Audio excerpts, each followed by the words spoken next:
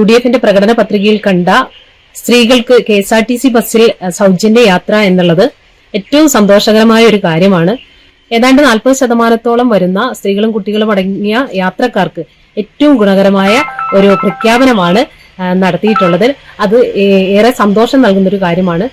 മറ്റ് സംസ്ഥാനങ്ങളായ തെലങ്കാനയിലും കർണാടകയിലും ഒക്കെ ഈ പദ്ധതികൾ നടപ്പിലാക്കിയത് ഞങ്ങള് പത്രങ്ങളിലൂടെയൊക്കെ വായിച്ചറിഞ്ഞവർ എന്ന നിലയിൽ കേരളത്തിലും ഇത് നടപ്പിലാക്കുന്നത് എന്തുകൊണ്ട് ഗുണകരമായിരിക്കും എന്ന അഭിപ്രായമാണുള്ളത്.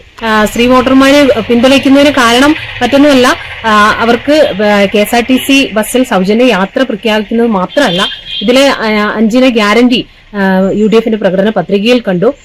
അതിൽ കോളേജ് വിദ്യാർത്ഥിനികൾക്കുള്ള 1000 രൂപ മുതൽ 25 ലക്ഷം രൂപ ആരോഗ്യ ഇൻഷുറൻസ് പദ്ധതി അതും പ്രഖ്യാപിച്ചിട്ടുണ്ടല്ലോ. അതും കുടുംബിനികൾക്കാണ് ഏറ്റവും സന്തോഷമുണ്ടാക്കുക. അതോടൊപ്പം യുവ സംരംഭകർക്കുള്ള 5 ലക്ഷം രൂപയുടെ പലിശരഹിത വായ്പ അതും നമ്മുടെ മക്കളൊക്കെ നമ്മുടെ നാടുകളിൽ തന്നെ ഉണ്ടായി.